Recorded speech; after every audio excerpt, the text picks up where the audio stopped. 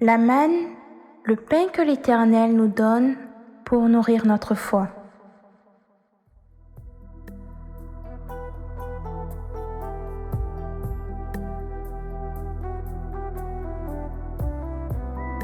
Shalom, shalom, bien-aimé du Seigneur Jésus.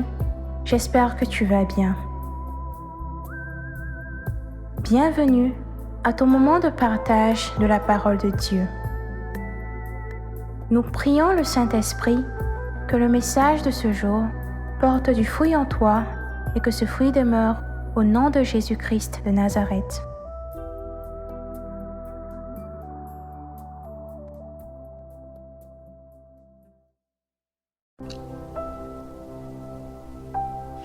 Le passage qui nous intéresse ce jour se trouve dans Tite 2, les versets 6 à 8.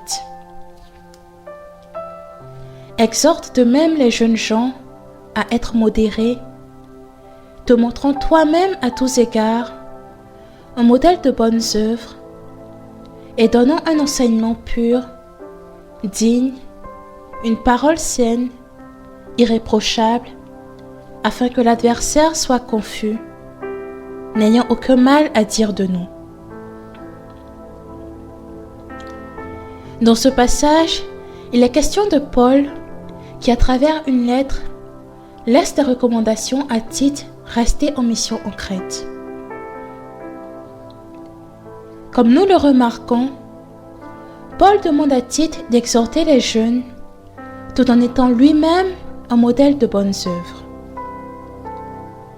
Et cela nous ramène à l'évangélisation, à être nous-mêmes des exemples auprès de ceux que nous voulons atteindre. Le thème de l'évangélisation étant assez vaste, nous voulons aujourd'hui nous arrêter à l'évangélisation par les études ou le travail. Plus précisément, à un facteur qui peut nous aider à être un modèle nous aussi auprès des autres afin de changer la norme. Il s'agit de l'excellence. Prenons l'exemple de Daniel. Dans Daniel 6, les versets 3 à 4, il est dit : « Il mit à leur tête 3 chefs, au nombre desquels était Daniel, afin que ces satrapes leur rendissent compte et que le roi ne souffrit aucun dommage. Daniel surpassait les chefs et les satrapes parce qu'il y avait en lui un esprit supérieur, et le roi pensait à l'établir sur tout le royaume. » Dans la Bible, il est dit de Daniel qu'il avait un esprit excellent, et parce qu'il faisait partie des meilleurs, il a accédé à un poste supérieur. Daniel est un bon exemple pour nous chrétiens. En effet, si notre roi est bon et tout ce qu'il fait est bon, nous aussi devons être bons dans tout ce que nous faisons. Nous devons nous faire distinguer par notre excellence qui nous vient de notre Père. Oui, c'est avec assurance, fierté, que nous devons brandir cette excellence, car celui-là même qui en est le détenteur est Dieu. Lorsque nous avons un parent excellent dans quelque chose, nous sommes fiers et nous essayons nous aussi d'exceller à l'image de ce dernier. Eh bien, c'est pareil avec Dieu. Nous devons refléter l'excellence de Dieu dans tout ce que nous faisons. Il faut nous éloigner de la paresse, de la procrastination, de la négligence, de la facilité et faire correctement notre tâche. Comment pouvons-nous espérer transformer les milieux que nous fréquentons si nous faisons preuve de paresse? Comment pouvons-nous refléter l'image de notre Dieu si nous nous présentons comme des personnes négligentes? Comment pouvons-nous évangéliser sur un Dieu bon, parfait, qui fait toutes choses bonnes, si nous-mêmes manifestons tout le contraire?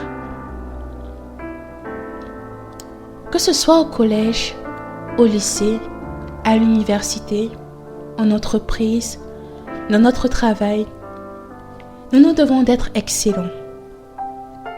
Nous devons produire de bons résultats afin d'être des modèles, des références pour impacter notre entourage par notre manière d'agir.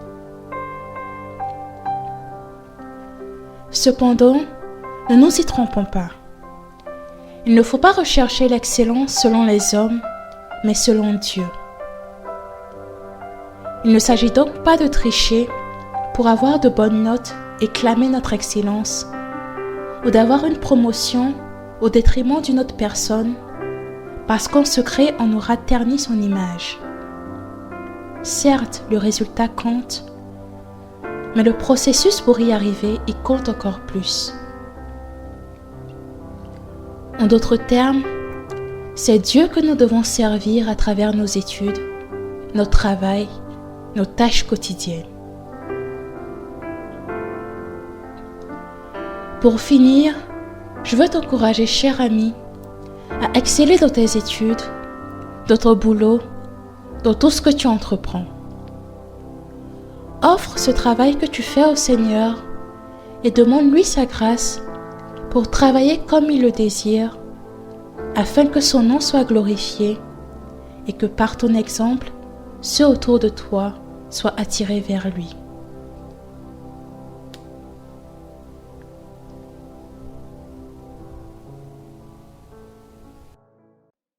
Dieu te bénisse. La manne, le pain que l'Éternel nous donne pour nourrir notre foi.